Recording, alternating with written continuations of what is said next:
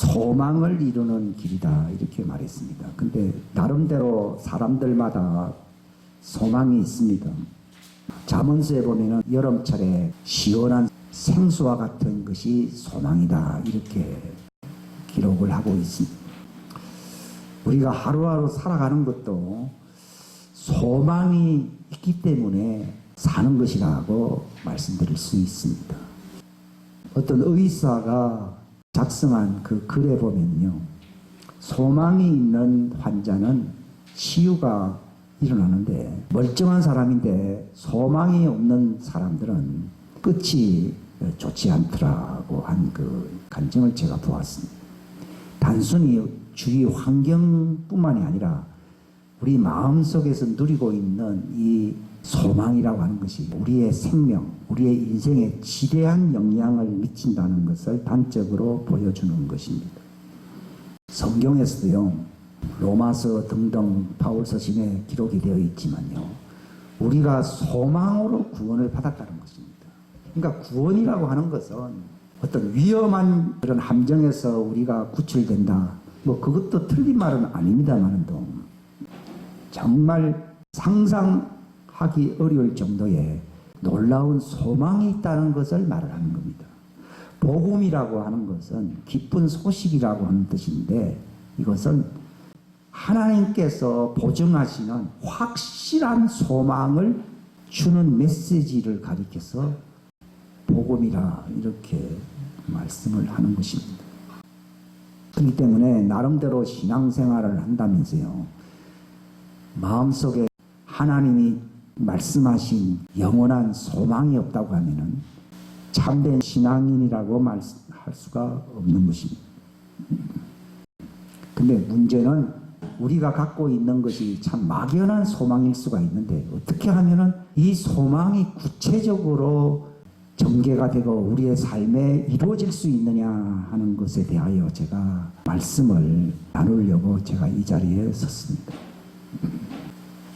히브리서 3장 6절에 보면요, 3장 14절에도 표현이 되어 있듯이요, 우리가 시작할 때부터 갖고 있는 확실한 소망이라고 되어 있습니다. 그래서 저는 초대교인과 이 우리 시대 차이점이 뭐냐, 뭔가 초대교회의 수준이 아니다라고 한 것은, 초대교인들은 환경은 참으로 열악한 가운데 살고 있지만은요, 이 소망 하나만은 분명했다는 사실을 알 수 있습니다. 이걸 단적으로 어떻게 우리가 증명할 수 있느냐? 뭐 이건 역사적으로 이미 검증을 받은 것이지요. 그 로마 원형극장이라고 하는 데, 거기에 사람들 군중이 보는 데서 그 사람들이 사자를 겁내지 아니하고요, 찬송을 부르면서 그 죽어가는 것을 사람들이 목도했다 그러더라고요. 근데 그들의 눈빛이 흐리질 아니하고요, 뭔가 간절하게 기뻐하면서 찬양을 부르는데요, 구경 왔던 많은 사람들이요, 큰 감동을 먹고 돌아왔다고 되어 있더라고요. 그 역사적인 기록이지요. 근데 그들이 그 죽음을 두려워하지 아니하는 초인적인 능력이 어디서 왔느냐? 그게 소망입니다, 소망. 그러니까 히브리서 3장 6절, 3장 10절에 우리의 소망의 확신 또는 이 소망의 이 기쁨, 이렇게 있습니다. 기쁨을 굳게 붙든다고 하는 말을 굉장히 강조를 하고 있습니다. 그 사람들이 우리에게 질문할 때 우리 입에서 뭐가 나와야 되느냐? 사람들은 어떤 어려운 사정을 얘기를 하기가 쉽습니다. 그게 이제 초대교인들과의 어떤 수준 차이라고, 현격한 차이라고밖에 말씀을 못 드리는데요, 베드로전서에 기록되어 있잖아요. 너희들에게 소망에 관한 이유를 묻는 자들에게 너희가 이 확실한 간증을, 고백을 해야 된다고 되어 있습니다. 그러니까 항상 기쁜 거죠, 사람들은요. 이 소망을 확실하게 붙드는 사람들의 특징은요, 흔들리지 않습니다. 좌절하지 않습니다. 낭망하지 않습니다. 넘어지지 않습니다. 배신하지 않습니다. 거짓말하지 않습니다.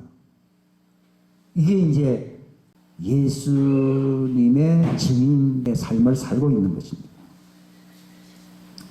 근데 이게 하루아침에 그렇게 되는 것이 아니고, 이 참 소망을 가질 수 있는 이 길로 하나님께서 우리의 삶을 간섭하시고 이끄시고 주장하시는데 이걸 가리켜서 히브리서 12장의 징계라고 얘기합니다. 만약에 이 징계가 없으면 사생아라고 되어 있습니다. 징계는 다 받는 것이오늘 너희에게 만약 이 징계가 없다고 하면은 사생자여 하나님의 참 아들이 아니니라 그랬습니다. 근데 너희가 그 징계를 끝까지 견디어내면 이게 참 중요합니다. 근데 우리는 이제 그걸 중도에 포기하고 도망가 버리는 경우가 참 많습니다. 이걸 이제 당자라고 부르는 거죠. 당자가 왜 집을 내 떠났겠어요? 그거 친아버지니까 아버지 집에 계속 머무를 수 있는 자격을 부여하기 위해서요. 그 삶의 본질을 바꾸려고 하는 거예요, 하나님은. 우리는 사람들과 거래를 하고 덕담을 나누고 좋은 의견을 개진하고 상담도 하지만요. 그 사람의 삶에 간섭을 했다 그러면 관계가 멀어집니다. 왜 간섭 안 하냐고요. 근데 하나님은 우리의 삶에 아주 깊이 관여하기를 원하시는 분임을 여러분들이 아셔야 됩니다. 만약에 여러분의 삶을 간섭하고 관여하지 않는다면요. 그 하나님은 내 아버지가 될 수가 없습니다. 당자는 특별히 성질이 고약한 사람만 당자가 되는 게 아닙니다. 하나님께서 우리의 삶의 본질을 바꾸기를 원합니다. 그래서 아버지예요. 세상 아버지도 그 정도 수준까지는 할 수가 없습니다. 그러니까 예수님이 그러죠. 땅에 있는 자를 너희 아비라 하지 말아라. 땅에 있는 인간을 지도자라고 하지 말아라. 너희 아버지는 진짜 아버지는 하늘에 계신 너희 아버지다. 하나님이시다. 너희를 가르치는 인도자는 그리스도다라고 예수님이 직접 말씀하셨어요. 그러니까 영향을 받지만요. 내 존재의 본질이 바뀌지가 않는다고. 제가 왜 이 말씀을 드리는가 하면요. 우리의 존재의 핵심 본질이 바뀌지 않으면은 하나님의 가족의 일원이 될 수가 없습니다. 그저 하고 싶은 거를 방해하고 하나님이 우리를 자꾸 못 살게 한다. 이제 이렇게 사람들이 생각을 하거든요. 마귀가 이제 그런 장난을 그렇게 합니다. 근데 하나님은 창조의 목적대로 하나님의 형상으로 완전히 회복시켜주기를 원하는 거예요. 많은 사람들이 그냥 믿습니다. 좋은 일 생길 줄 믿습니다. 기도하니까 하나님은 응답하시길 믿습니다. 그저 우리는 기적만 보고 기도 응답만 많이 받고 그저 내 삶을 하나님께서 윤택하게 하시고 지원해 주시면은 하나님 최고입니다 하는 경향이 많이 있습니다. 그러나 그것이 우리에게 참된 소망이 이루어지는 것이 아닙니다. 완전한 사람으로 하나님의 완전한 형상으로 하나님의 그 보좌 앞에 설 수 있는 자로 만드는 것이 하나님께서 우리를 징계하시는 목적이고 이게 바로 우리에게 참 소망이 이루어지게 한다는 섭리라고 하는 사실을 우리가 알아야 될 줄로 믿습니다. 그래서 그와 관련된 말씀이요. 시편 105편 그 후반부에 보게 되면은 요셉의 삶에 대해서 시편 기자가 잠깐 한 몇 기절, 한 서너 기절 이렇게 적어 놓은 게 있어요.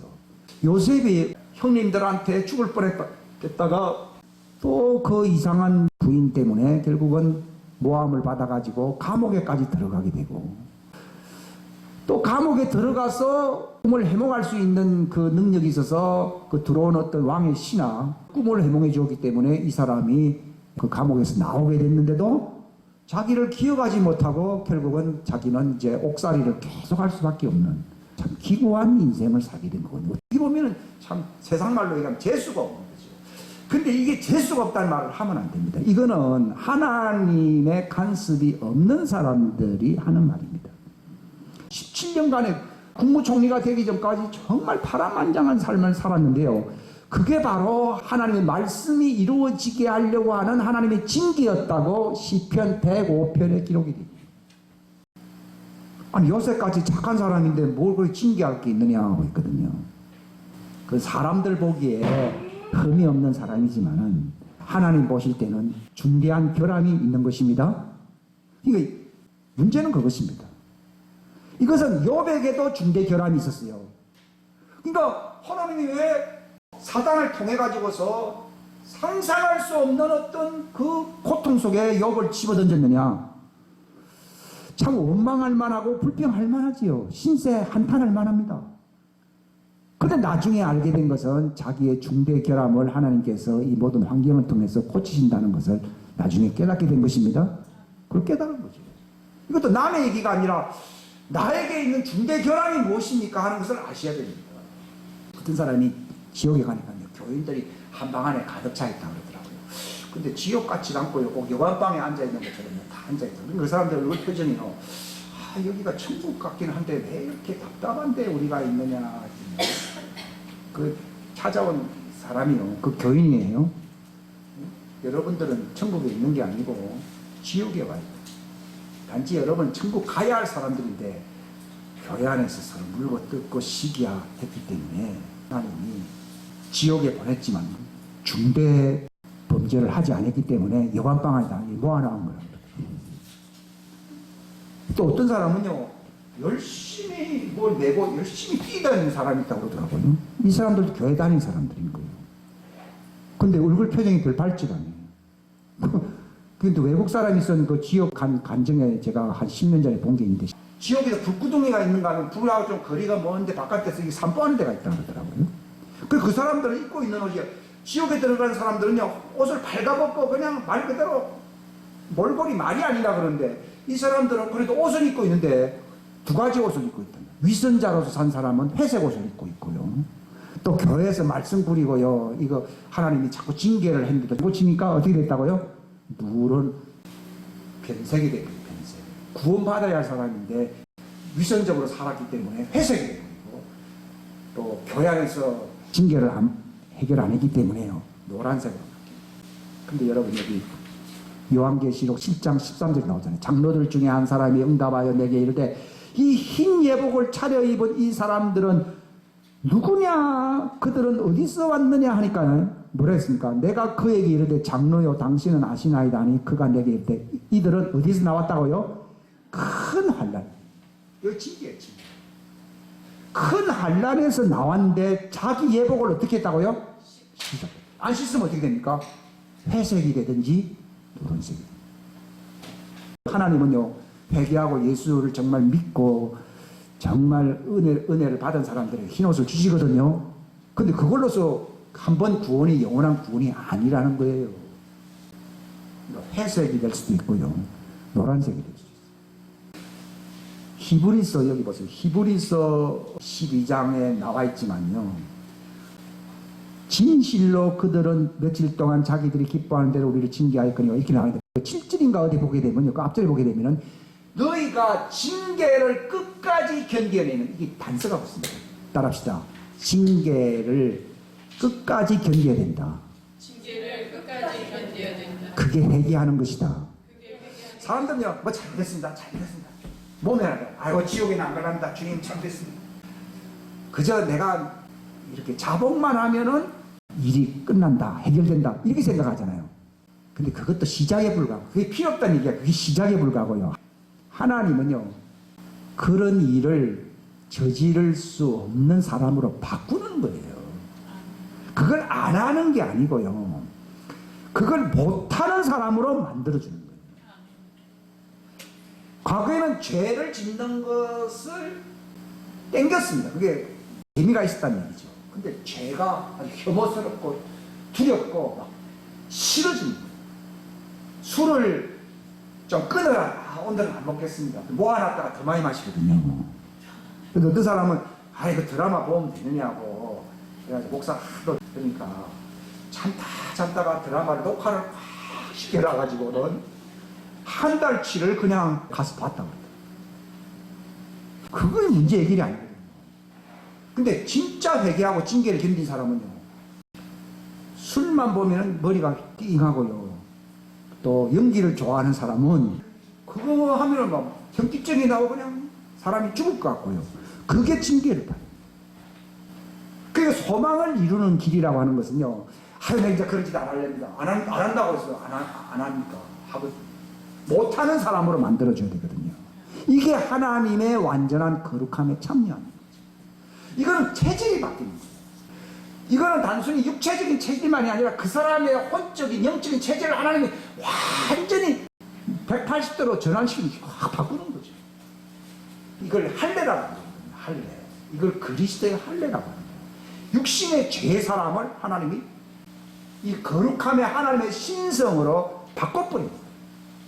그러니까 회개하는 사람들에게 하나님의 신성을 주시고 그 사람 속에 있는 그 악성, 그 죄의 죄성을 하나님이 교체시켜버립니다. 이걸 골로새서 2장에 보게 되면 이 죄라고 하는 말이 과거 성경에 빠졌는데요. 육신에 속한 죄의 몸을 벗어버리게 한다는 거죠. 이게 이제 그리스도의 할례, 그리스도의 침례라고 얘기해요. 저도 그거를 극복하고 극기하고 수양하고 그거를 수십 년간 그렇게 해왔거든요. 근데 아무것도 해결되는 게 없더라고요. 변화가 없다는 얘기죠. 기독교의 본질은요, 기적과 표적과 응답과 어떤 치유가 일어나는 종교라기보다도요, 그거는 하나의 맛배기에 불과한 것이고요. 최고의 기적이라고 하는 것은 하나님의 신성에, 하나님의 형상에 새 사람으로 바꿔놓는 것이 하나님이 베푸시는 기적 중의 기적인 겁니다. 그게 소망입니다. 이걸 트랜스포메이션, 사람의 본질을 바꾼다 그래가지고 영어로 트랜스포메이션이에요. 이걸 바꿔버립니다. 근데 오늘날 이런 걸 많이 안 했습니다. 이거는 제가 설명하는 데는 한계가 있고요. 이제 간증을 대부분 사람들이 이 수영을 잘 못합니다. 수영을 뭐 맨날 배운대봐야 맨날 서서 하지 떠서 안 하거든요. 완전히 죽어야 수영을 배우거든요. 쌩쌩 살아있으면 어떻게 수영해요? 서서 하잖아요. 이걸 위선이라고 하는 거예요. 오늘날 교회에 보면요, 말로는 안 한다 하지만 실제로는 나쁜 짓을 하거든요. 자기 중독성이 이걸 하거든요. 부끄러워서 얘기를 안 하는 것 뿐이죠. 이걸 하고 싶어서 하는 건 아니지만 이게 안 되니까 그렇게 하는 거예요. 근데 그 원인이 어디 있습니까? 죽어야 되는 거예요. 근데 이건 하나 예입니다. 저도 수영을 못한 사람이었는데 7살 때인가요? 학교에 들어가기 전에 형님이 그때 있었어요. 배 타고 같이 나가자 그러더라고요. 잔잔한 바다에서 나는 이제 구경하고 있는데 바다 물에 한번 들어가 보자. 위협해. 근데 딱 떨어지니까요. 그때 이제 완전히 힘을 다 빼라는 거예요. 완전히 죽으라는 거죠. 완전히 그냥 죽을 채고 몸이 뜨더라고요. 뜬 상태에서 이렇게 움직이니까 이렇게 가더라고요. 그래 그때 순간에 배운 거죠. 기독교는요, 교단 간판이 아닙니다. 침례교입니다. 침례. 침례가 뭡니까? 죽어야 되는 거예요.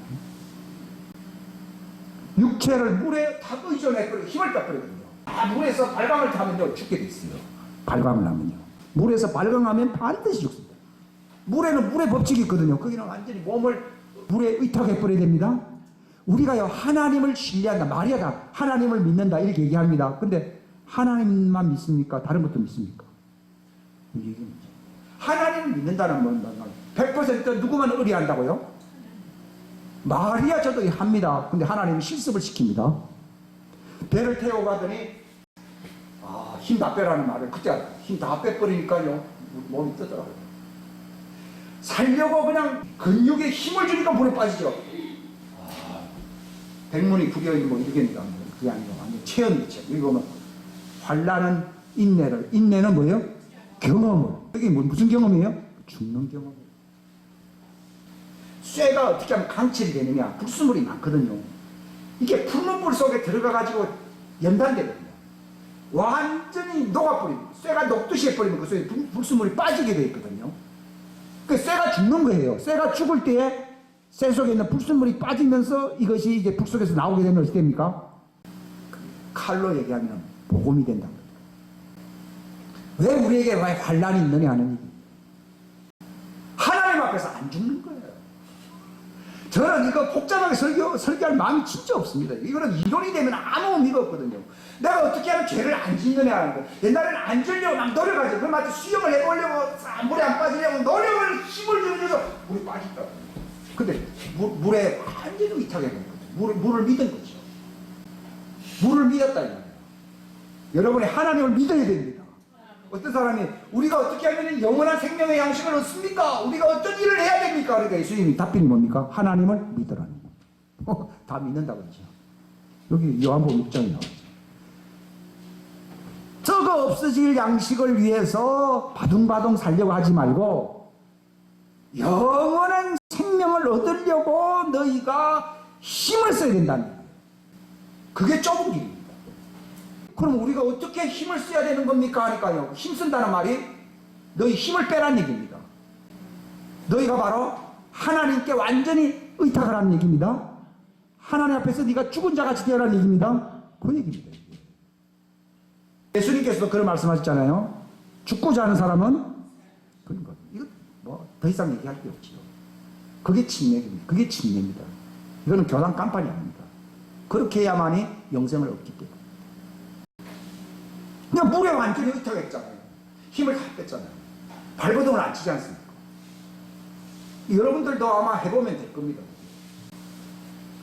아까 요셉의 얘기를 하다가 이제 중도에 마쳤는데요.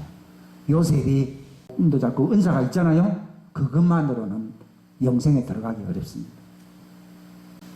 그래서 인신매매 당하고 옥살이도 하고 막 참 기고한 인생을 삽니다.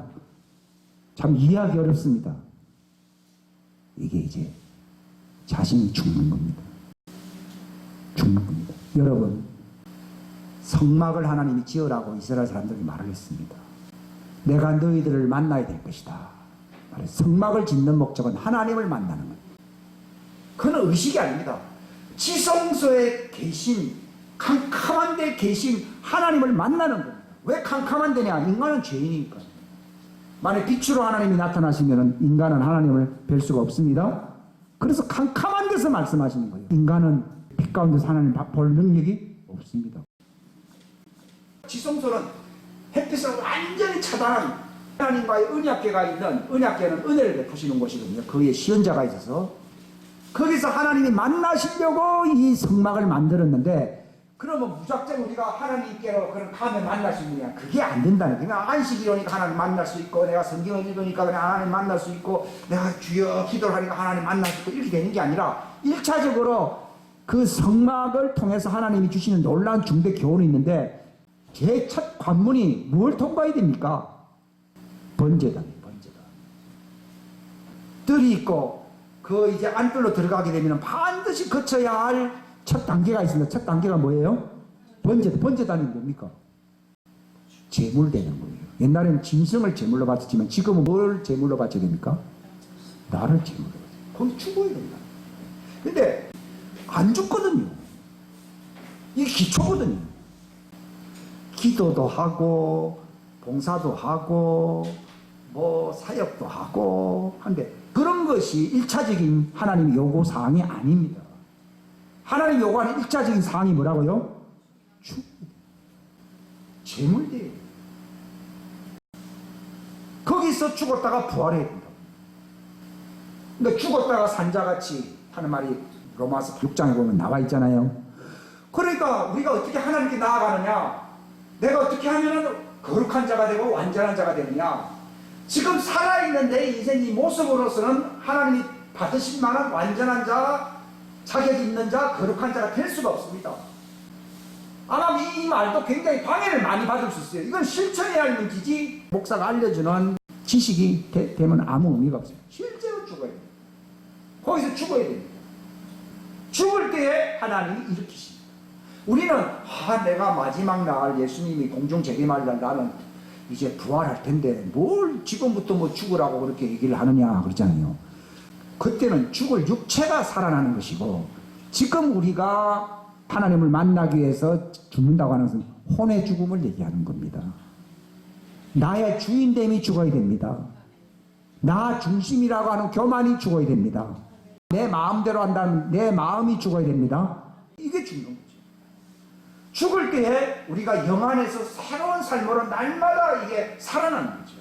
그걸 몇 번 반복하느냐에 따라서 이 사람이 예수님의 형상 장성한 충만한 분량으로 자라나는 기초가 됩니다. 이걸 반복을 해야 돼요. 그러니까 바울은 날마다 죽는다. 이 사람들은 어차피 뭐 내가 80이 되든 뭐 언젠가는 죽고 예수님 오시면 남고 그 육체의 부활을 얘기하는 것이고, 하나님은 육체의 부활이 아니라 정말 혼의 부활이 일어나기를 바라는 거예요. 베드로전서 2장에 보게 되면요, 너희가 진리에 순종함으로 너희의 혼을 깨끗하게 하여, 이렇게 있습니다. 깨끗하게 하여 너희가 이제는 거짓 없이 형제들을 사랑하기에 이르렀다라고 기록되어 있습니다. 우리는 왜 사람들 보면요, 복선이 많습니다.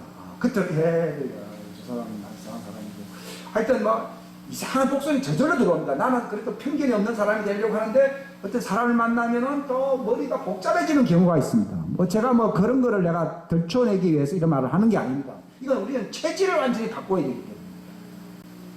근데 그 하나님 앞에서 내가 죽는다, 진리에 순종한다는 말에 사람들은 그냥 고분고분, 그 바리새인들이 열심히 그냥 그 율법적으로 잘 산다, 그런 의미가 아닙니다.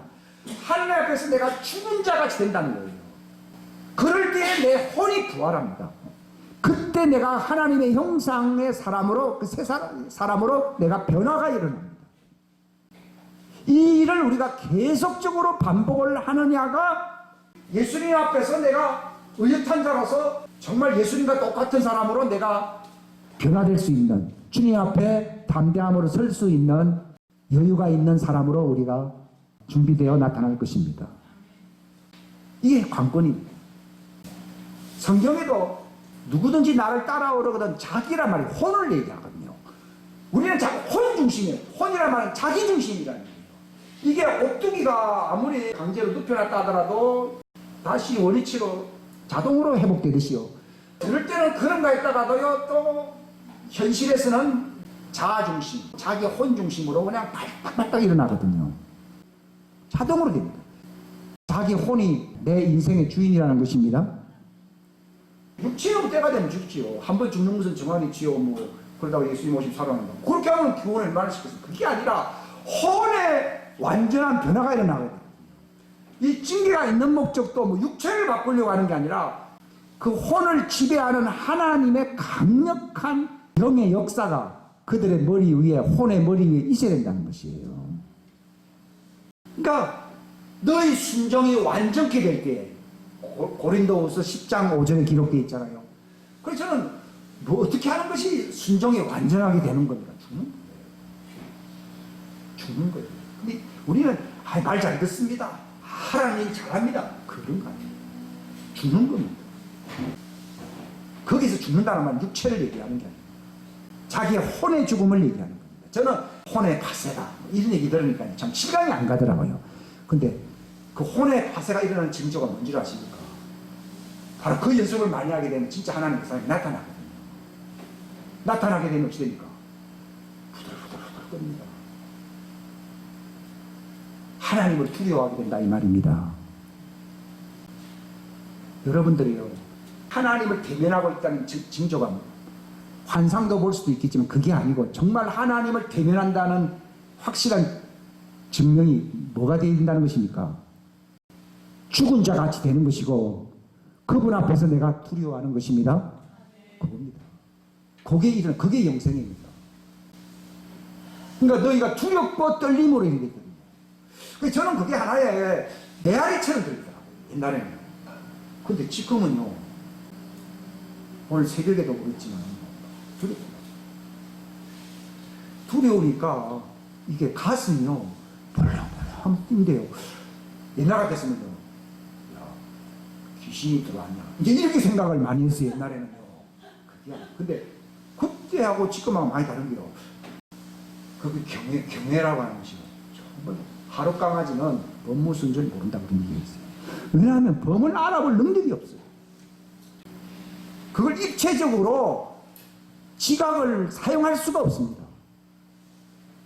그런데 이제 눈을 뜨게 되고 자라나게 되면요, 이거는 다른 동물이라는 것을 알게 되고 깨행하고 도망가 버리지 않습니까? 무서워서 도망가지 않습니까? 마찬가지입니다. 우리는 하나님 설계 많이 들어도요, 아주 평면적으로 입체적이 아니라는 말은 감각이 없다는 얘기입니다. 그냥 가져도 감각이 없었어요. 그냥 문학적으로 들리더라고요. 옛날에. 아, 혼의 파세? 그랬어요. 네. 막 겨울에 추워서 오한이 들고 오금이 막 덜덜덜 떨듯이요. 그냥 막 심장이 막 떨리고 떨리고. 그게 바로 하나님 앞에 서 있다는 증거예요. 하나님은 누구에게 나타나느냐? 자기를 두려워하는 자들에게 나타나거든요. 만약에 교만한 사람들에게 나타날 수 있어요. 교만한 사람이 나타나면 죽어버립니다. 죽습니다. 왜 하나님은 오래 참으시면서 그 수준에 이르지 아니하면 왜 그 가리우시느냐? 그 사람이 정말 하나님을 두려워할 수 있는 수준에 이르러야 됩니다. 그게 영생이에요. 빌립보서 2장 12절 말씀은 실감하게 두렵고 떨림으로 구원이 이루어지는 거예요. 나는 막 기쁘고 즐겁고 은사를 누리고 막 기도 응답 받고 막 이런 일이 일어날 줄 알았어요. 가슴이 막 다다한데요. 이걸 깨달은 지는 얼마 되지 않습니다. 죽는 거예요. 그러니까 그 사도행전 14장 22절에 사도들이 그 사람들에게 뭐라 얘기했는가 하면은 너희가 하나님의 왕국에 들어가려면은 많은 환난을 통과해야 되는 이라고 있어요. 저는 옛날에 이런 말씀을 소개하기 참 힘들었습니다. 믿음으로 구원을 받지 무슨 환난을 많이 통과하면은 극심한 환난을 통과하면은 하나님의 왕국에 들어간다고 하면 누가 구원받을 사람 몇 사람 될 것이고 그런 말 듣기 좋아할 사람이 어디 있겠습니까? 그건 내 생각일 뿐이에요. 근데 왜 하나님은 환난으로 왜 인도를 하십니까? 그게 혼의 변화가 일어납니다. 그러니까 정말 이게 실제적인 내 삶에 이 소망이 이루어지는 때가 온 거예요. 진짜 기도 응답이 온 거예요. 내 혼의 변화가 온 것이 지금까지 한 기도 제목 그 어떤 것과 비교할 수 없는 가장 중요한 기도 응답이 온 것입니다. 그게 내가 두려워합니다. 그러니까 회개한다는 말이 뭐냐? 죽는 거거든요. 근데 죽었다고 하는 증거가 뭐냐? 이게 변화가 일어나는 것이거든요. 변화가 일어났다는 증거가 무엇입니까? 하나님을 두려워합니다. 그거예요. 뭐라고 얘기를 못 하겠는데요. 처음에 하면 회개하십시오. 이렇게 얘기합니다. 근데 나는 그것이 바로 하나님 앞에서 제물 되기 위해서는 죽어야 된다는 거예요. 내가 여전히 주인됨을 바꾸지 아니하면은 행동을 투정하려고 하는 것은 열매만 따려고 하는 것이고 주인을 바꾸는 것은 뿌리를 자르는 것입니다. 식물은 어떻게 하면 죽습니까? 뿌리를 잘라 죽지요. 내가 뭐 행동 잘못했어 용서해 주십시오. 보통 그렇게 하잖아요. 그러니까 그때는 잠깐 지나가면 또 그 짓을 또 하지 않습니까? 그냥 뿌리는 그대로 있으니까 주인을 바꿔야 되거든요. 주인이 누굽니까? 내가 주인이잖아요. 내 혼의 주인이 있잖아요. 그러니까 걱정과 근심과 두려움과 자아중심의 의식 속에서 우리가 항상 살아가고 있잖아요. 무아의 상태로 들어간다고 하는 그런 개념이 아닙니다. 기독교는 무아가 아니고 하나님 앞에서 내 자아가 죽어야 되는 거예요. 저는 이것이 과거에는 이게 문학적으로 들렸어요. 자아 파쇄라 그래가지고. 근데 지금은 아닙니다. 정말 중요해요. 기독교인의 회개는요. 자범죄도 해결해야 되지만 인간이 안고 있는 끝까지 소멸되지 않고 끝까지 따라가는 죄는 뭡니까? 이게 자아중심이라고 하는 원죄입니다. 따라합시다. 옛 자아는 용서받을 수 없다. 죽어야 된다. 성경에는 옛 자아가 용서받는다는 말이 있으면 제가 한 말 다 거짓말이고 오늘로서 교회 문 닫을라.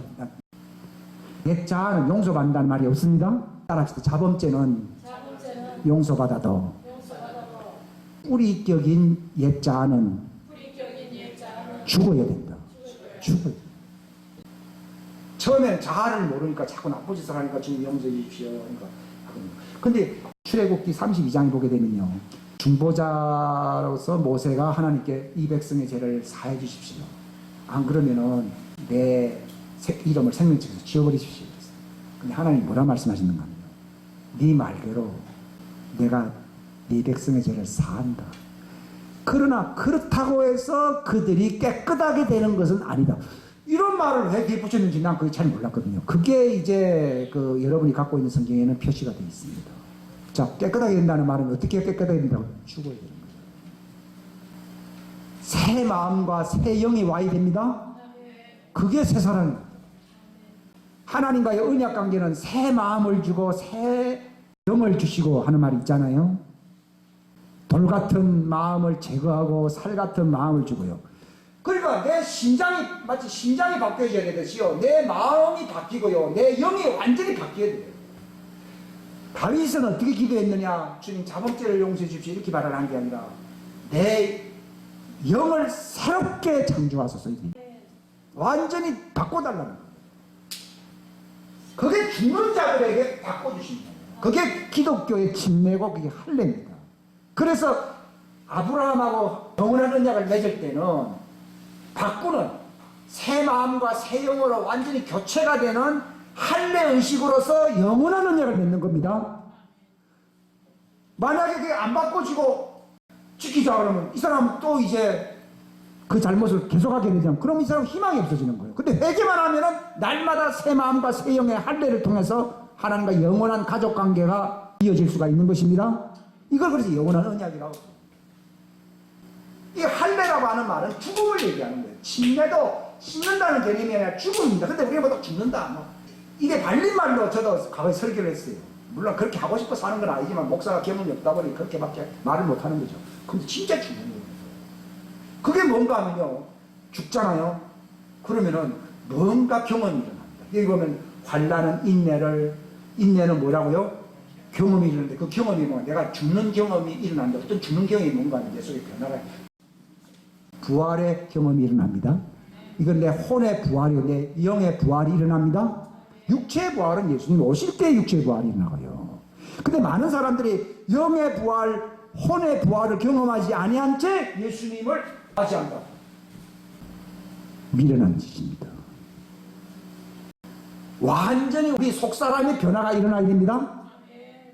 그게 바로 이게 죽음입니다. 죽을 때 바울이 뭐라 그랬습니까? 내게 유익하던 것을 다 이제는, 그러니까 자기가 죽은 경험이 있는 사람은요, 옛날에 좋아했던 것이 저절로 나하고 관계가 없어지고요, 과거에는 그것이 자기에게 굉장히 매력이 있었어요. 매력이 있던 것들이요, 지금은 배설물이 됩니다. 이게 죽었다는 경험입니다. 이건 육체의 죽음이 아니고요, 혼의 죽음을 경험한 사람은요, 과거의 우상처럼 중독 현상이 일어났던 것들이 매력이 어떻게 된다고요? 이 경험, 제가 말하는 이 경험이 일어날 때에 소망이 이루어집니다. 분명히 내가 그걸 좋아했거든요. 근데 그것 없이는 못 산다고 한 적이 저도 많았어요.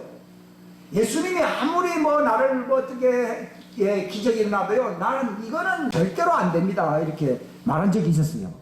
그런데 이 죽는다고 하는 침례, 할례라고 하는 침례, 완전 순종이라고 하는 것이 하나님 앞에서 내 주인됨을 꺾어버리는 거예요. 이게 뿌리를 뽑는 거예요. 이 주인됨을 뽑아야 돼요. 이게 생명 얻는 회개예요. 사람들은 자범죄만 용서해달라고 회개하잖아요. 그거는 생명 얻는 회개입니까? 아닙니다. 그건 인생의 화를 좀 면하기 위한 방식에 불과한 것입니다. 생명 얻는 회개는요, 내 존재의 본질, 주인됨이 돼요. 내 마음대로 살려고 합니다. 내 중심으로 살려고 합니다. 내 혼 중심으로 살려고 합니다. 여전히 내가 주인이에요. 혈육 중심이에요. 이것이 죽어야 돼요. 저는 옛날에 이런 얘기하면요, 나도 잘 못 믿는 걸 다른 사람한테 얘기하면 얼마나 우스꽝스러운가 해서 설교를 안 하고 싶어서가 아니라 그냥 지나갔어요. 왜냐하면 내게 경험이 일어나야 되기 때문에. 근데 이게 이게 경건에 일어난 연습입니다. 이 훈련을 하라는 것입니다. 그러니까 예수님께서 영생하도록 있는 양식을 얻기 위해서 노동하라는 말은요, 그 노동이 뭔가 하면 죽으라는 얘기입니다. 그냥 그 뒤에 보면은 내 살을 먹고 내 피를 마시라는 얘기로, 그 살과 피를 먹는다는 말이 그게 뭡니까? 죽음을 얘기하는 거예요. 성찬식을 하는 것도요, 분별하지 못하고 먹고 마시면은 여전히 죄는 살아있다고 돼 있잖아요. 그럼 어떻게 하면 죄가 죽어버리냐? 그리고 내가 죽으라니, 예수님이 십자가 졌듯이 이제는 누구 차례입니까? 내가 죽을 차례예요. 많은 사람들은요, 살아계신 예수님 응답하소서, 살아계신 예수님 축복하소서, 살아계신 예수님 기적을 베푸소서, 이렇게 얘기합니다. 저도 그걸 참 선호했지요. 근데 그것보다 더 중요한 것은요, 그분은 십자가에 돌아갔잖아요. 그 십자가에 죽으신 그 예수님의 죽음 앞에서 너도 같이 죽으라는 겁니다. 그게 더 그게 중요합니다. 그게 우선입니다. 근데 오늘 기독교는 그거 말하면 인기가 없어요. 기적을 베푸는 예수, 매력적인 예수, 아름다운 예수, 능력 베푸는 예수, 기도 응답하는 예수, 병을 고치는 예수, 물론 중요하지요. 베드로도 그거 좋아가지고 3년 동안 열심히 따라다녔는데 그들이 듣기 싫어하는 말이 무엇입니까? 내가 언젠가는 죽는다고 했죠. 죽은 자 가운데서 내가 살아난다니까요. 제자들은요, 그런 말 안 들은 걸로 합시다. 이렇게 된 거예요. 그러니까 자꾸 잊어버리는 거예요. 근데 예수님은 1년에 한 번씩은 얘기했잖아요. 내가 이제 언젠가는 올라가서 죽을 것인데 모욕을 당하고 수치를 당하고 빈침뱉음을 당하고 마침내 나를 십자가에 못 박아서 나를 죽었다가 내가 사흘 만에 내가 살아날 것이다 하면 제자들은요, 그 말 안 들은 걸로 합시다. 너무 끔찍하거든요. 이제 이 말을 받아들일 줄 알았는데 이 말을 못 받아들인 거예요. 베드로도 못 받아들였거든요. 그러니까 베드로는 주님 제발 그러지 마십시오. 그러니까 사탄아 물러가라. 병이 있다고 해서 사탄아 물러가라 이렇게 말한 적은 없어요. 그냥 귀신만 나가라고 한 적은 있어요. 그러니까 우리가 예수님의 죽음을 직면하지 못한다면요, 우리 영생 얻기 힘듭니다. 제가 왜 그런가 하면요, 본질의 변화가 일어나지 않기 때문입니다. 내가 사업 성공, 형통, 은사 많이 받고 기도 응답 받고 더 무언가 하늘에서 기적이 불이 떨어지고 이런 거는 굉장히 관심이 많습니다. 근데 예수님은 그런 일을 하려고 오신 분이 아니십니다. 예수님은 내가 죽으려고 왔다는 거예요. 베드로가 그렇게 되지 마시오. 사탄은 물러가라. 이런 인간적인, 여전히 너는 네 혼중심, 너 혼의 주인 됨으로써 여전히 살고 있다. 너는 나를 믿는 게 아니라 뭘 믿고 있어요? 네 혼을, 자신을 믿고 있다. 그 혼이 죽어야 된다는 거예요. 그게 자기가 왜 인지를 못합니까? 그게 원죄예요, 원죄. 인간들은 그것이 있으면서도 인지를 못합니다. 자기 주인됨이 마귀로부터 정의된 운명적인 죄입니다. 너희 아비의 행위를 그대로 한다고 되어 있거든요. 근데 예수님은 왜 육체로 오셔야 되느냐? 이건 용서해 줄 수가 없거든. 자범죄는 용서해 줄 수 있는데 자기 주인됨에 자기 왕국을 세우려고 하는 이 원죄는, 옛자 중심의 이거는 죄를 사해 줄 수 있는 대상이 아니라 이거는 죽여야 됩니다. 근데 이까들이 죽으면 다 지옥 가야 되니 누가 대신 죽으려고요? 예수님 죽으려고. 우리 옛자를 대신 죽어버려서 너희 옛자가 이제 실제로 죽을 수 있는 길을 열어놓은 거예요. 자아 중심에 불순종하는 그 반역을 예수님이 감당해서 지옥불까지 들어가서 비참하게 무참하게 죽은 거예요. 아니 죄를 사해 주려고 왔다고 그러면요, 그렇게 십자가 안 지고 야 죄를 사한다, 기적을 베푼다, 은사를 베푼다, 얼마나 예수님 인기가 좋겠습니까? 근데 예수님은 죽는 것도 막 저주받아서 비참하게 한다는 게 그게 왜 죽어야 되느냐 하는 걸 여러분이 아셔야 돼요. 이게 기독교의 본질인데 그게 바로 원죄, 하나님과 독립적으로, 하나님은 하나님이고 나도 하나님이고 독립적으로 사는, 자아중심으로 사는, 하나님 왕국에 종속되어 살지 아니하는, 이게 바로 불순종입니다.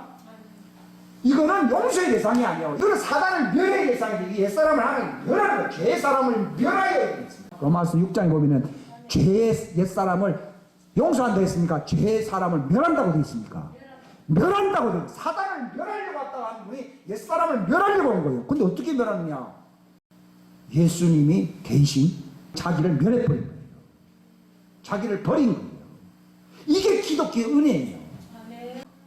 복음이라고 하는 것은요, 죄를 조금 용서받을 수 있습니다, 탕감받을 수 있습니다, 이런 종교가 아니고요, 바로 하나님과 반역하면서 살 수밖에 없는, 이거 정말 피할 수 없는 운명적인 나 자아가 이제는 예수님의 십자가 앞에서 내가 거꾸로 죽을 수 있다는 거예요. 죽을 수 있는 길을 열어놓은 것이 기독교의 은혜입니다. 용서받을 수 있는 길을 열어놨다. 물론 용서받지만요, 용서받아가 되는 문제가 아닙니다. 인간의 본질적인 원죄, 본질의 문제가 해결 안 됩니다. 제가 이 자리에 선 거는 그걸 얘기하는 것입니다. 그거에 죽는 거지. 죽게 됩니다. 이 성경에는 새 사람을 입는 길은요, 아무리 새 사람을 입는다고 하지만 옛 사람이 죽지 아니하면 절대로 새 사람 못 입습니다. 생명 얻는 회개라고 하는 것은요, 이 옛 사람이라고 하는 것은 긍휼의 대상이 아니에요. 우리는 자기를 사랑하잖아요. 성경에 있잖아요. 자기 목숨까지 미워하지 아니하면은 그는 나의 제자가 될 수도 없고 나와 상관이 없다고. 오늘 그런 말은 사람들이 안 좋아합니다. 제발 목사님 그런 얘기는 절대로 하지 말라고 그럽니다. 예? 사람들 떨어지는 소리가 너무 잘 들리기 때문에 절대로 얘기하지 말라고 그럽니다. 근데 사람이 살 수 있는 길은 그거밖에 없습니다. 죽는 겁니다. 옛사람은 죽어야 된다는 거예요. 이게 혼의 사람입니다. 혼의 사람이 죽어서 새 마음과 새 영을 받아야만이 예수님 재림할 때에 우리의 몸도 혼의 그림자로서 혼의 모양으로 변화가 일어나는 것이, 혼이 변화가 안 일어났는데 어떻게 육체의 변화가 일어납니까? 그러니까 성경에 보면 선을 행한 사람은 생명의 부활로, 악한 일을 행한 사람은 심판의 부활에 나오는데, 그러면 선을 행한다는 말이 뭐냐? 그게 바로 하나님께서 완전히 새 사람. 새 사람은 어떤 사람이라 했습니까? 선한 일을 위하여 지음을 받은 사람이라고 되어 있잖아요. 이 에베소서 2장 있지요? 선한 일을 위하여 창조된 사람이 새 사람이에요. 이 사람은 하나님이 기뻐하시는 일만 좋아하고 그 일만 하는 거예요. 그런데 옛날 사람은 뭐 좋은 일 한다지만 다 위선입니다. 이거는 결국은 선한 일이 아니라 악한 일을 행하는 것입니다. 불순종하고 하나님과 원수되고 하는 사람은, 이 불순종하는, 이 악한 일을 행하는 사람은 결국은 혼의 변화가 안 일어났기 때문에, 새 사람으로 변화가 안 됐기 때문에 아무리 예수님 재림해도 육체가 누구의 그림자를 따라갑니까? 누구 모양의 그림자입니까? 혼의 모양의 그림자라서 선한 그 혼은 생명의 육체로 변화가 돼서 나타나는 것이고, 악을 행하는 혼은 부활이 어떤 모양, 심판받는 악의 육체로 마귀의 형상으로 변화된 부활로서 올라가는 게 아니고 내려가는 것이죠. 어느 걸 택하겠습니까? 그러니까 그냥 믿습니다. 교회만 다니면 예수님 오시면 나는 이제 부활하는데 그게 다 드려요. 내가 바로 혼이 새 창조물로, 새로운 피조물로 바꿔야 됩니다. 선을 행할 수밖에 없는 하나님의 형상으로 새 사람으로 완전히 바꿔야 됩니다. 통째로 바꿔줘야 됩니다. 이게 진짜 변화입니다. 그래서 저는 과거에 잃어버렸던 세월에 대해서 지금은 그렇게 마음에 두지 않습니다. 왜냐하면 그 많은 세월에 지나갔지만 내가 바뀌는구나. 선한 사람은 그가 쌓아놓은 선한 보화에서, 그 선한 보화가 뭡니까? 변화된 하나님 형상의 창고입니다. 거기서 선한 말을 하는 것이고, 악한 말을 하는 사람은 선한 것도 할 수 있는데 또 조금 이제 기호가 안 맞아서 나쁜 말 하는 게 아니라 그 쌓아놓은 그 일사람이라고 하는 그 악한 보고에서 악한 말을 하는 것이다. 그 말을 깨달아야죠. 그러니까 결국은 보고가 바뀌어야 되는 것이지 뭐 입만 바뀌어가고 되는 문제가 아니거든요. 그게 본질의 변화입니다. 본질의 변화. 그 다섯 천에는 미련하고 다섯 천에는 슬기롭다고 돼 있어요. 그래서 뭐 기름 좀 준비 좀 덜 했다고 하나님 이 사람들 그래도 모자란 걸 챙기려고 갔는데 그래도 좀 봐줘야 되지 않습니까? 속으로 그렇게 내가 기도를 좀 했거든요. 하나님 조금 너무하는 것 같다고. 근데 자세히 성경은 자세히 보라 그러더라고요. 슬기로운 다섯 천에는 그냥 기름만 좀 많고, 이 사람은 기름이 좀 적었다 그 얘기 아니죠. 슬기로운 다섯 천에는 또 다른 그릇이 있어야 있어요. 그 그릇이 새 사람이라고 얘기하는 거예요. 어리석은 다섯 천에는 그 그릇이 있어야 없어요. 그 그릇은 그 형상을 얘기하는 것인데, 이거는 새 사람으로 새 형상을 변화돼서 변화 안 됐어요. 변화 안 된 사람. 변화 안 돼서 힘쓰고 그냥 착한 사람 되려고 노력하는 사람이에요. 그러니까 기독교에서 이 사람은 왜 그럼 새 그릇이 있고 왜 이 사람 새 그릇이 없냐? 그거 따라서 난 너를 모른다. 즉 새 사람은 하나님이 알아요, 몰라요? 알고, 옛 사람은 하나님이 모릅니다. 여러분이 여기 자리에 앉지만요, 저는 더운 날씨에 여기까지 온 것에 대해서 노고를 취하지만은 또 긴 설교를 듣는다고 정말 엉덩이가 아프지만은 앉아있는 것에 대해서 정말 경의를 표하지만은 그게 아니고, 제가 이 잔소리를 하는 이유는 새 그릇이 있어야 됩니다. 그게 있어야 됩니다. 그러니까 이 새 사람을 통해서는 하나님이 계속 공급을 해야 하네요. 하니까 이 사람이 기름이 안 들어요. 그 그릇입니다. 여러분, 겉으로는 다 똑같은 진자처럼 보입니다. 근데 그냥 옛사람을 개선해 보려고 노력해서 참 신자가 되어 보려고 노력한 사람은 그게 없어요. 이 차이입니다. 그게 슬기로운 다천회와 어리석은 다천의 차이인데, 여러분 어느 걸 택하겠습니까? 회개한다는 말이 주님 내 자범죄를 많이 지었나, 그게 아니고요. 뿌리가 바뀌지 않는 한은요, 줄기가 그대로 살아있는 한은 철마다 그 열매를 맺을 수밖에 없어요. 즉 자기 근성 버릇을 바꿀 수가 없다는 겁니다. 이게 뿌리가 잘려야 되거든요. 바울이 왜 십자가를 자랑했냐? 주님 우리의 왕이 되십시오. 그럼 우리가 굶어 죽을 일이 없을 겁니다. 예수님 우리의 왕이 되십시오. 우리가 병들 일이 없을 것입니다. 그게 아닙니다. 너희는 그 영생에 이르는 양식을 위해서 너는 죽어야 된다.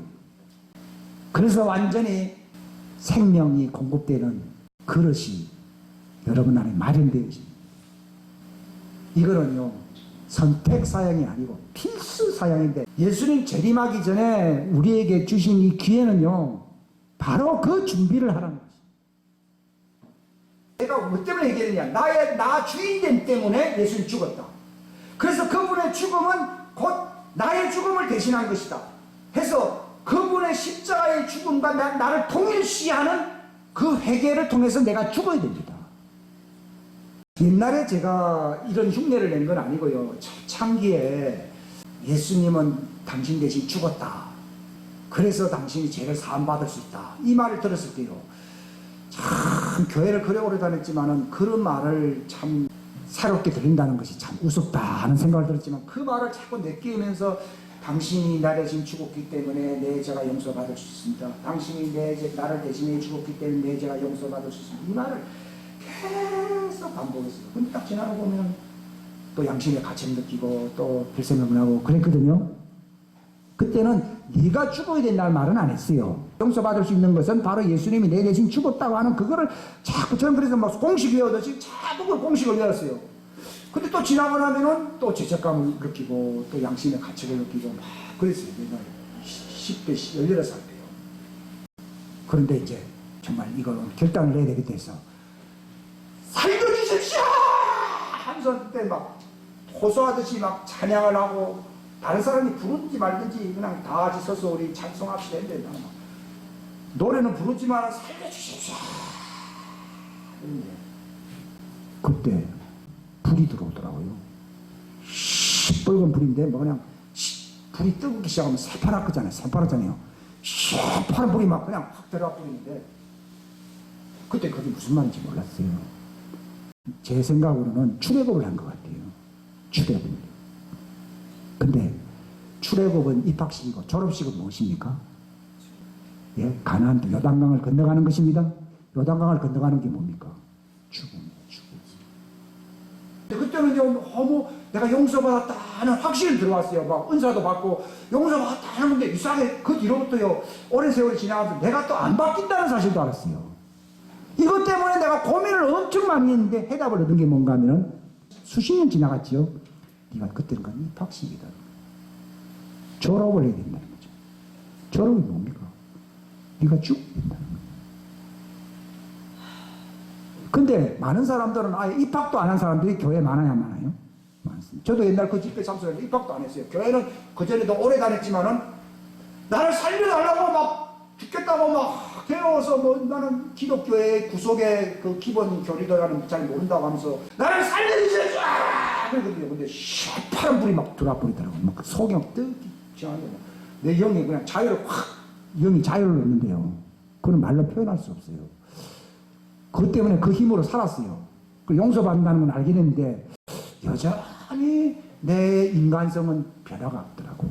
또 어떤 목사님 얘기를 들어봐도 제 버릇 남 주겠느냐고, 다 버릇대로 살다가 나중에 죽어서 부활하면 다 그때는 버릇이 바뀐다나요. 또 그 말이 맞는 줄 알았죠? 아니잖아요. 혼의 변화가 좀, 그게 자아 죽음, 자아라는 말이 혼이잖아요. 혼의 죽음인 거예요. 만약에 그 은사를 받든지 어떤 영이 불이 들어와가지고 내가 거듭난 경험이 있고 재산 받는 경험이 있다 하더라도요, 내 자아가 죽지 아니하면은 버림을 당할 수 있어요. 얼마든지 버림 당할 수 있어요. 제가 깨달아는 것이 그것입니다. 이게 제 마지막 결론적인 얘기입니다. 그 지금 옛날에는 그 은사 중심의, 능력 중심의, 어떤 그 응답 중심의, 기적 중심의 이런 걸 내가 굉장히 사모를 많이 했거든요. 그게 아니라 지금은 내가 죽는 거예요. 가장 큰 기적은 내 자아의 죽음. 죽잖아요? 그럼 어떤 일이 일어납니까? 내 혼에 변화가 일어납니다. 그래서 이거는 다른 종교에서는 흉내도 못 내는 거예요. 완전히 새 사람이 입혀지는 경험을 갖게 될 것입니다. 이게 기독교의 진례 할례입니다. 그래서 저는 옛날 목회 기적 목회, 능력 목회, 이런 은사 목회 이건 지나갔어요. 물론 하나님 때가 되면은 또 하나님이 하라 하면 해야 될 겁니다. 그러나 지금으로서는 바로 요단강을 건너가야만이 우리가 주님을 만날 수 있거든요. 근데 우리가 히브리서에 보게 되면은요, 하나님이 다수를 기뻐하지 않았다니. 그 다수가 누굽니까? 광야에서 만나를 먹었죠. 메추라기도 먹었죠. 불기둥, 구름기둥도 봤지요. 또 반석이 깨지면서 물이 나오는 것도 봤지요. 또 옷도 세탁할 필요가 있어요, 없어요? 옷도 세탁할 필요 없죠. 뭐 기적은 다 맛본 사람들입니다. 근데도 그들이 가나안 땅에 안식에 들어가지 못한 이유는 뭐라 그랬습니까? 믿음이 없기 때문이다. 그럼 이상하네요. 아니, 믿음이 없다니요. 다 믿음이 있으니까 그런 기적을 체험한 거 아닙니까? 주님은 아니래요. 그게 믿음이 아니에요. 베드로가요, 베라산상에도 올라가고 물 위로 걸어가는 것도 있었고 또 치유받는 기적도 있었습니다. 그런데 예수님은 제자들 보고 그랬습니다. 제자들, 우리가 주님을 믿습니다. 그러니까 우리가 진짜 믿어? 그랬거든요. 너희들이 다 나를 배반할 때가 온다. 언제 배반할 때가 옵니까? 예수님의 죽으심 앞에서는 다 배반한다는 겁니다. 즉 우리의 믿음은 무엇과 연합이 되어야 하나님이 인정하는 믿음이라고요? 그분의 죽음 앞에서 회개해서 내 쌀을 벗어버려야 그게 믿음인 거예요. 이 믿음은 선물로 와야 되는 거예요. 이 믿음이 구원 영생을 얻는 거예요. 기적 얻는 믿음. 물에 빠진 사람이 지푸라기라도 잡잖아요. 병은 낫습니다. 그러면 예 믿습니다 막 하잖아요. 그러나 그들이 예수님의 십자가 앞에서는 배반하고 떠날 수 있다는 겁니다. 그들이 믿음이 없기 때문에 어디 들어가지 못했다고요? 가나안 땅에 들어가지 못했다. 그들이 믿음이 없기 때문에 나와 있거든요. 그럼 그 믿음이 무슨 믿음입니까? 그게 하나님의 믿음이에요. 내가 주인됨의 믿음은 교활합니다. 좋을 때는 믿고 자기가 불리하면 베드로 그러잖아요. 좋을 때는 믿고 상황이 나빠지니까 예수님을 3번씩이나 모른다고 했잖아요. 아니 그러시다 3년 반을 따라다니면서 나 당신을 모순까지 버린다고 했잖아요. 자기 예정이 자기잖아요. 그러니까 원죄라고 하는 것이 그겁니다. 저는 과거에 원죄 하면은 그거는 모르는 거고 자범죄만 용서받는다 했잖아요. 그게 원죄입니다. 원죄는 자기도 모르는 거예요. 우리는 예수님의 죽음 앞에서 내가 죽어야 됩니다. 거기서 하나님이 입혀주시는 새 사람, 새 형상, 완전한 사람으로 우리가 부활하는 거예요. 혼의 부활이 일어나요. 혼의 부활은 한 번이 아니라 계속 부활이 일어나야 됩니다. 바울이 그래서 날마다 죽는다고 말했습니다. 비늘을 벗는다. 허물을 벗는다고 합니까? 그러니까 죽을 때마다 벗는 거예요. 그러면은 예수님하고 같다는 거예요. 이게 기독교의 할례입니다. 할례란 말은 벗는다는 뜻이거든요. 기독교는 할례입니다. 죽음입니다. 죽음. 그게 영생입니다. 어디 앞에서요? 예수님의 십자가 앞에서요. 근데 많은 사람들은 예수님이 십자가 지니까 다 도망가 버렸잖아요. 그게 누구 중심의 믿음이에요? 자기 중심의 자기 중심의 믿음을 내려놓고 바로 십자가 앞에서 정말 회개함으로 하나님의 믿음을 받아야 되는 거거든요. 그 세 사람의 믿음은 누구의 믿음이라고요? 하나님의 믿음이에요. 그때 진짜 믿음 들어옵니다. 그 사람들은 순교합니다. 왜냐하면 죽는 연습을, 혼의 죽음을 연습을 많이 했잖아요. 육체가 있는 동안에는 계속 혼의 죽음을 끝까지 가야 되잖아요. 그럼 육체마저 죽어버리면 어떻게 돼요? 졸업하는 거잖아요. 빨리 졸업하는 거예요. 그러니까 초대교인들이 빨리 나를 죽여라 그런 거예요. 졸업한다. 날마다 자기 십자가 진다는 말이 그 말이거든요. 이 소망을 이루는 거죠. 이 내가 죽는 거예요. 소망을. 너희가 시련을 만날 때에 기쁨으로 얘기해. 옛날에는 말로만 기쁨으로 해라 설교를 했지요. 속으로는요. 나는 빼고요. 지금. 완전 직업이죠. 완전히 영업하는 목사요. 나 빼고요.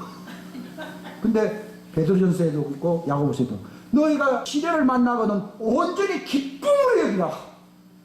이는 너희 믿음의 시련이 인내를 만들어내는 줄 안다. 인내를 완전히 이루어라. 그리하면 너희가 완전하게 새 사람으로 구비되어서 정말 기쁜 모습으로 주님 앞에 영생으로 나타날 것이다. 야곱이요. 저 야곱 얘기를 왜 좋아하는 거냐면요. 야곱은 악을 행했거든요. 악이라고 하는 것은요, 원죄의 특성을 얘기해요. 악이 뭐라고요? 원죄의 특성을 얘기해요. 그러니까 야곱이 죽을 때예요. 자기 손자들한테 축복할 때 뭐라 했는가 하면요, 나를 악에서 구속해 주신 하나님, 이 자들에게도 내게 베푸신 이 악에서 구속되는 복을 주십시오. 그 악이 뭔 줄 아십니까? 옛사람 자아중심의 생활에서 벗어나게 하시는 하나님의 은혜를 받으라 이 말입니다. 그게 안 되면은 영생을 얻을 수가 없습니다. 죄를 지은 자들아, 이런 말을 잘 안 쓰고요, 악을 행한 자들아, 악하고도 게으른 자들에게, 원래 이 옛사람 악의 근성은 게으르거든요. 왜냐하면 자기 중심이니까 하고 싶을 때 하고 안 하고 싶을 때는 안 하고. 그래서 이게 악하고 게으르다는 말을 이제 제가 알았어요. 그게 자아중심이에요. 자아중심. 그게 회개를 안 했다는 거죠. 근데 사람들마다 특별히 나쁜 짓은 안 하는데요, 게으르고요, 자기 자아중심으로 사는 것이요, 그게 원죄성이거든요. 그 원죄성의 특성이 악입니다. 그걸 게으른 악입니다. 그게 열심을 안 내죠. 열심을 내고 회개하라. 회개했거든. 그들 속에 여전히 교회는 나왔고 생명은 경험했는데 또 뭐가 들어왔습니까? 악이 또 들어온 거거든요. 그 옛사람의 악이 들어와 있거든요. 그거를 이제 빨리 처리하라는 얘기거든요. 안 그러면은 너희를 토하여 이제는 너희를 버리겠다. 핵 토해버립니다. 그게 악입니다. 근데 야곱이 무슨 손자들에게 축복을 했는가 하면, 오늘날 얘기하면 교회만 다니지 말고 자아중심의 악의 옛사람을 벗어버리고 선과 하나님을 사랑하고 하나님을 위해서 사는 새 사람을 입으십시오. 저는 그렇게 이제 마지막 유언으로 기도하고 싶습니다. 그 영성입니다. 창세기 48장 16절에 손자들에게 야곱이 기록한 것이, 나를 모든 악에서 구속해 주신 하나님 하는 말은요, 죄를 용서해 줬다는 얘기가 아니고요, 악을 구속했다는 말은요, 나의 옛사람을 파쇄시키고 날마다 새 사람으로 나를 변화시켰다는 것입니다. 이게 정말 하나님이 나를 사랑한다는 그게 징계입니다. 나를 징계하신 하나님 아니에요. 악에서 구속해 주신 하나님이란 뜻입니다. 근데 야곱이 그렇잖아요. 열심히 일도 합니다. 하나님도 잘 믿습니다. 요셉은 뭐 꿈을 해몽하는 기질이 있다고 하는데, 뭐 야곱은 뭐 굉장하더라고요. 뭐 새끼를 막 실한 양은 알록달록한 걸로 막 바꿀 수 있는 능력이야. 이거는 보통 기질이 아니거든요. 그렇게 했는데도 불구하고 자기 속에 악이 있어요. 그게 뭔가 하면 자아중심이거든요. 자기가 살아남으려고 하는 게 있어야 안 있어요. 밤에 몰래 나간 거라든지 형님 몰래 도망간 거라든지, 이게 다 어떤 기질입니까? 특별히 죄는 아니다 하더라도 그게 옛 자아중심의 악입니다. 우리에게도 그게 있잖아요. 조금 비겁한 행위, 용감하지 않는 행위, 그런 거 있지 않습니까?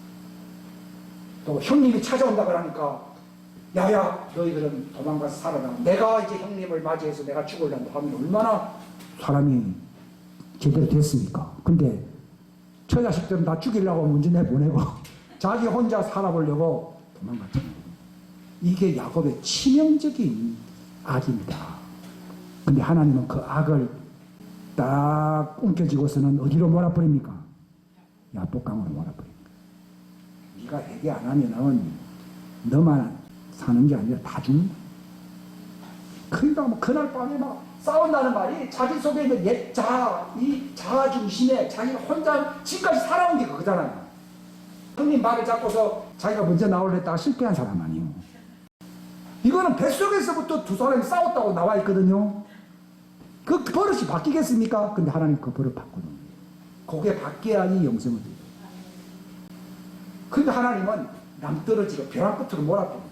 여러분들 삶 속에 그게 없습니까? 들어갑니다.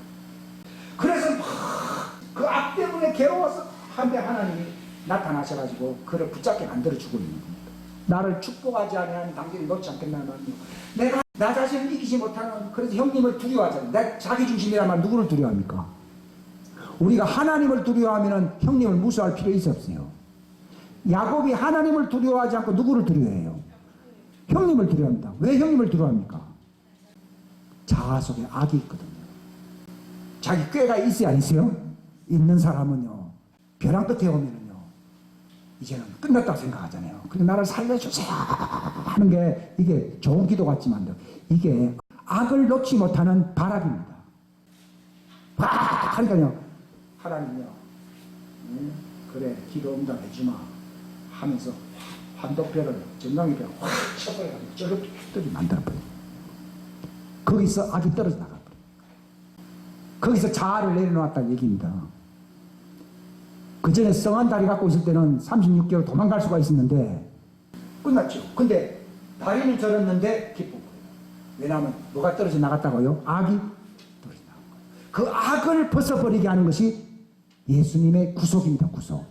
본래 죄사함은요, 자범죄를 사해주는 것이고, 구속이라는 말은요, 옛사람을 새사람으로 교체시켜주는 기적을 가리켜서 구속이라고 부르는 거예요. 이게.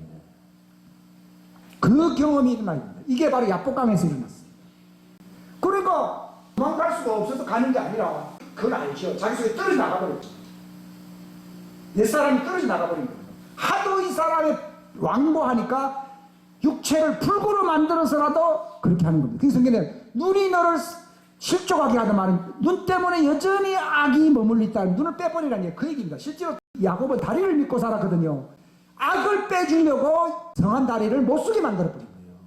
네 손이 너를 실족해 하거든 손을 잘라버리라는 얘기가요. 야, 하나님 이해가 안 가는데 그게 야복강에서 일어난 사건이고 그게 악을 제거하기 위해서 불구 현상이 일어난다는 거예요. 근데 대담하게 나갔는데 하나님의 군대가 나타났잖아요. 그죠? 자기가 무너진 사람은 누가 대신하여 싸웁니까? 하나님의 군대가 나타나 천사들이 나타나 대신 싸웁니다. 왜 하나님의 군대가 우리를 위해서 대신 싸워주지 못합니까?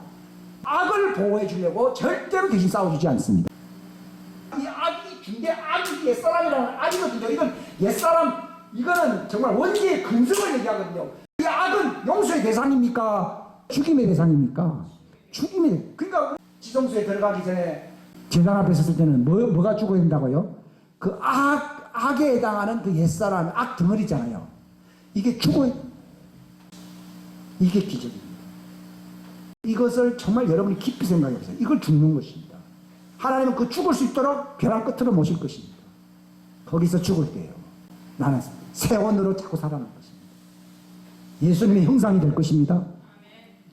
예수님의 속성, 그걸 경건이라고 부르거든요. 원래 하나님의 성품을 경건이라고 부르는데, 신성이라고 부르는데, 이 하나님의 본성이 그때 들어옵니다. 이 세 사람의 하나님의 본성이 언제 들어오느냐?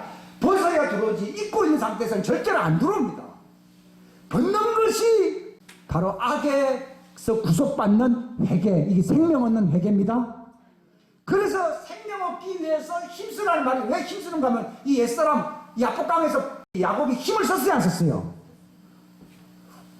저는 옛날에요, 아니 무슨 영생을 얻기 위해서 뭐 힘쓴다고 영생을 얻는다고 그러면 자력 종교가 아닙니까? 그랬거든요. 그게 아니고 악이라는 걸 알려주시는 거예요. 야곱이 야복강에서 그 악을 떼내기 위해서 실험을 했다고 돼 있거든요. 그 정도로 너무 밀착화 돼 있으세요. 마치 악을 내버리는 것은 마치 자살행위와 같이 느껴져요. 차라리 육체가 죽으면 죽겠지 이 악의 본성을 떼낸다고 하는 것은요, 너무너무 힘든 일이에요. 이것을 떼내려고 회개하면서 이 야복강에서 하나님과 더불어 싸운다는 거예요. 하나님은 그러한 싸움, 계속받을 수 있는 그런 싸움에 하나님 동참합니다. 그 전쟁에서 이겨서 내가 너를 구속할 수 있게 하라는, 이게 하나님의 사랑입니다.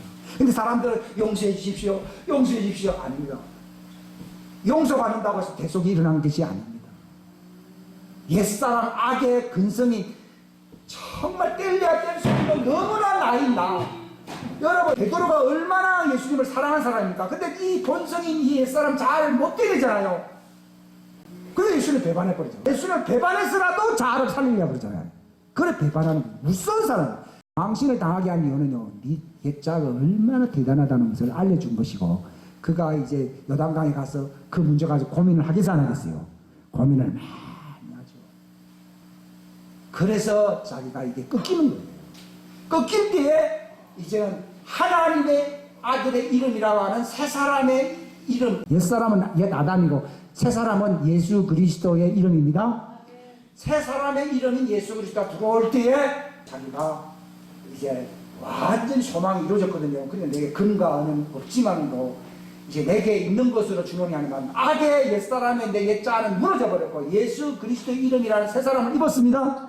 그 내게 있는 것을 내게 주느니 나사렛 예수 이름을 내버리니까요. 막 기적이 일어나는 거. 그것 때문에 사람들이 야 베드로가 기적을 행하는 훌륭한 부흥사라니까요.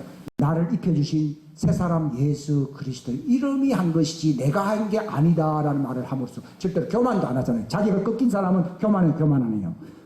옛사람 옛 자아가 무너져 버렸기 때문에 베드로가 아니고 베드로는 죽었고 새 사람 예수 그리스도가 내 안에서 그 이름으로 살았습니다. 그러니까 베드로가 기적을 해낸다니까요. 그런 말 하지 마라. 내가 한 것이 아니고 내 속에 있는 이 이름이 한 것이다. 이게 바로 회개한 사람들, 소망을 가진 사람들, 영생의 부활에 이를 준비를 단단히 하고 있는 사람들의 입에서 나오는 것입니다. 기도하겠습니다. 여러분, 저 목사가 무슨 말을 했는지를 한번 잘 생각해 보십시오. 무엇이 영생입니까? 인간에게 있는 정말 절대절명의 운명적인 중대 결함이 무엇입니까? 그 열매 자범죄가 아닙니다. 나의 자아 문제입니다. 예수님이 왜 십자가에 죽어야 됩니까? 그거를 끊어버려야 되기 때문이에요. 그 옛자아가 시체로 그 옛자아를 제물로 만들어야 됩니다. 이게 기독교입니다. 그래야 영생을 씁니다. 약복강에서 일어난 일은요, 야곱이라고는 옛 야곱, 그 이름이 이스라엘로 바뀌기 전에 옛자아가 거기서 죽는 겁니다. 그 옛자아의 악이 파쇄가 되는 겁니다. 여러분. 우리에게 이런 일이 일어나야 됩니다. 여러분. 이걸 위해서 하나님은 징계를 하십니다. 여러분 벼랑 끝으로 몰 수 있을 것입니다. 거기서 무너질 때 하나님을 두려워하는 사람들은 거기서 회개하고 내 옛자아가 무너질 것입니다. 시몬이 죽고 베드로가 살아난 것입니다. 야곱이 죽고 이스라엘로 살아난 것입니다.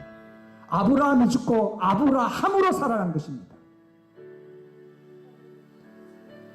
사울이 죽고 바울로 살아난 것입니다. 우리에게 이런 경험이 있죠. 이게 진짜 교회입니다. 이 교회는, 이런 교회는 혈통보다도 더 진한 교회가 될 수 있어요. 인간의 옛 가죽 부대를 갖고 교인 행사할 때는 교회만큼 어지러운 집단도 없습니다. 그러나 우리 옛 자가 죽으면요, 이건 정말 형제들보다도 더 가까운 모임이 될 수 있습니다. 자기 목숨까지도 희생하고 버릴 수 있는, 형제를 위하여 자기 목숨을 버리면 이보다 더 큰 사랑이 없나니 너희가 이렇게 되면 그는 나의 친구다고 말했습니다. 우리가 이 악이 끊어져야 됩니다. 이 무슨 경험이 일어납니까? 할례, 옛사람 파쇄, 회개를 통해서 내 속에 이 야곱이라고 하는 악이 떨어져 나가서 이스라엘로 바뀌어야 됩니다. 이 기적이 일어나야 됩니다. 이것이 소망이 이루어지는 것입니다. 이 하나님의 징계가 반드시 일어나야 됩니다. 주님 도와주십시오. 주님 이 말씀이 이루어지게 해주십시오.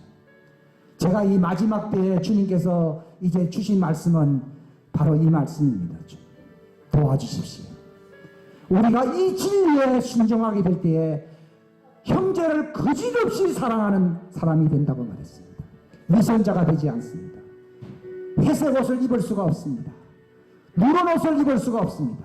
날마다 죽는 사람들, 자기 옷을 씻어 날마다 씻어 희귀한 사람들이 되게 해주십시오. 이들은 영생의 소망이 반드시 100% 이루어집니다. 주님 이 소망을 이루어지게 해주십시오. 야복강간으로 야곱을 몰아넣은 것처럼 하나님 우리의 인생 삶 속에 막다른 골목으로 이를지라도 하나님 이러한 징계가 일어나므로 내 자가 죽고 그리스도 새 사람 예수님의 형상의 사람으로 다시 태어나는 이 혼의 부활의 기적이 일어나게 해주십시오. 하나님 이것이 종의 소원입니다. 주님 감사합니다.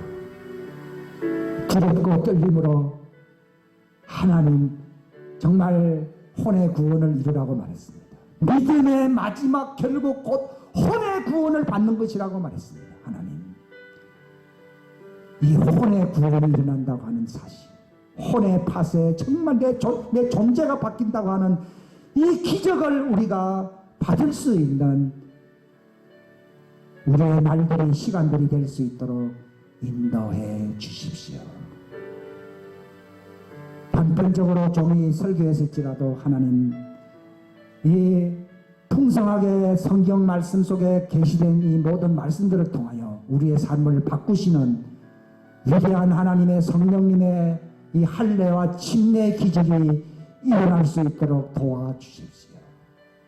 함께하여 주시기를 간절히 바라옵고 예수님의 이름 받들어 기도하옵나이다.